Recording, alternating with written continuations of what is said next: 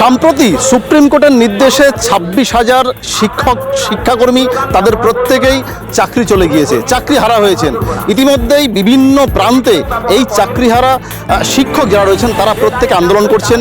সঙ্গে শুধুমাত্র তারা নয়, বর্তমান যারা বিভিন্ন স্কুলের শিক্ষকতা করছেন, শিক্ষাকর্মী রয়েছেন, তারাও রাস্তা নেমেছেন। ইতিমধ্যেই উত্তর 24 পরগনার এই মুহূর্তে আমরা যেই ছবিটা দেখাচ্ছি, উত্তর 24 পরগনা হাবড়া এলাকায়, সেখানেও কিন্তু শিক্ষাকর্মী যারা রয়েছেন তারা প্রত্যেকেই রাস্তা নেমে তাদের বক্তব্য, যেভাবে কলকাতায় এই যাদের চাকরি চলে গিয়েছে, যে 26,000 শিক্ষাকর্মী তারা যে আন্দোলনে নেমেছিলেন, সেই সময় দাঁড়িয়ে পুলিশ যেভাবে তাদের উপরে বর্বরোচিত অত্যাচার করেছিলেন, ঠিক সেইভাবে আমরা দেখাচ্ছি সেই ছবি। এখানে যে তাদের যে ব্যানারগুলো রয়েছে, সেখানে শিক্ষক গুরু কান বলেছে পুলিশ তুমি লজ্জা পাও, ধিক্কার। রাজ্যের পুলিশ মন্ত্রী তথা মুখ্যমন্ত্রী মমতা বন্দ্যোপাধ্যায় যদি কঠোর থেকে কঠোরতম ব্যবস্থা না নেয়, তাহলে আগামী দিনে বৃহত্তর আন্দোলনের পথে নামবেন। বর্তমান শিক্ষক থেকে শুরু করে শিক্ষাকর্মী যারা রয়েছেন তারা প্রত্যেকেই